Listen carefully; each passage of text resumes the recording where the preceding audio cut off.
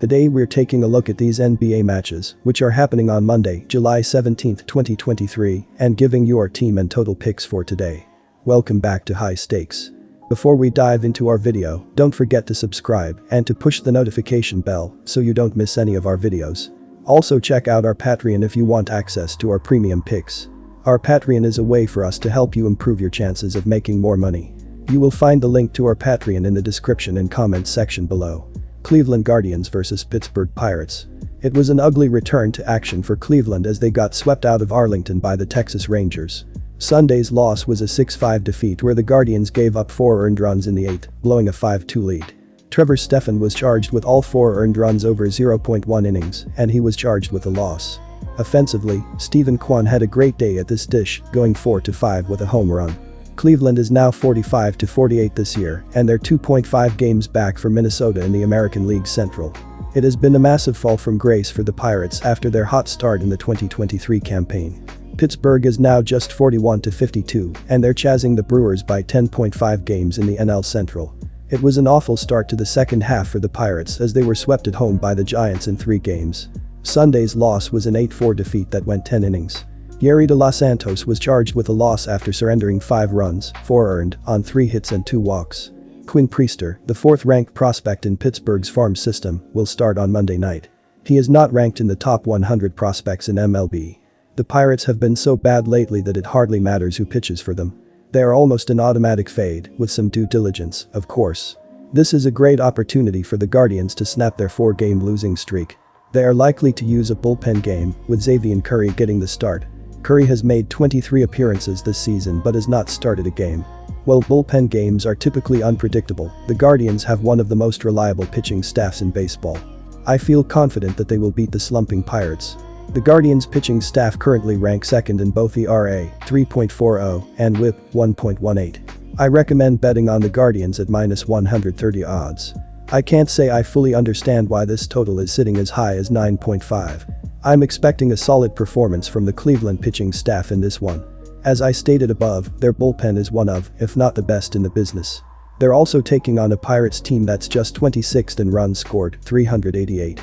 Terry Francona will be able to pick his matchups all night, and they should be able to limit this lousy Pittsburgh offense. On the flip side, Quinn Priester is a big question mark considering he's making his MLB debut. But with a number sitting at 9.5, the odds makers must be expecting him to get rocked. The Guardians have the ability to string together hits, but they don't hit for much power. As a matter of fact, they're dead last in homers with just 64. It's not even close as the nearest team is Washington at 81. Essentially, Cleveland may collect a few hits and score some runs, but it's unlikely that we see them tee off for multi-run moonshots. I simply think this number is too high. Give me the under. Los Angeles Dodgers vs Baltimore Orioles. Los Angeles won their 6th straight game when they beat the New York Mets, 42-52, 4th in NL East, 5-1 on the road Friday evening. Outfielder Mookie Betts went 4-4 and hit his 27th home run of the season in the win. DH J.D. Martinez added 3 hits and a RBI, and outfielder David Peralta drove in 2. Starter Tony Gonsolin pitched effectively, but did not factor into the decision. He went 5 innings and gave up 1 earned run on 2 hits, and struck out 3 batters. The Dodgers' relief corps pitched a combined 4 innings of 1 hit ball and did not allow a runner to cross the plate. New York starter Kodai Senga lasted 6 innings and gave up 1 earned run on 4 hits while striking out 9 Dodgers in the loss.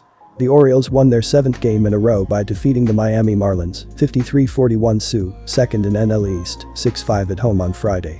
Down 4-1 early, the Orioles used a 2-run triple by shortstop Jorge Mateo and third baseman Gunnar Henderson's 14th home run of the year to mount their comeback.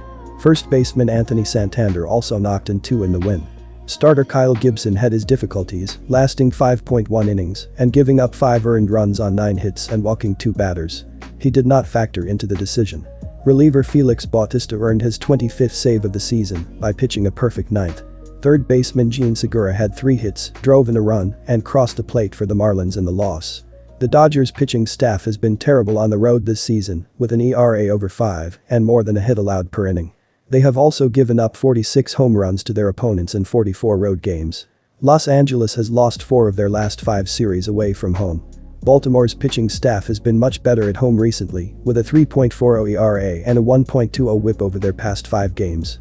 They have also been very good at controlling the strike zone, walking only 2.40 batters per 9 innings over that span. The Orioles have also been winning consistently at home, with a 60% winning percentage this season. They have won 7 straight games against a spread overall and 3 straight at home. The Dodgers have been struggling to win on the road, and the trends support a Baltimore victory on Monday. Take Baltimore.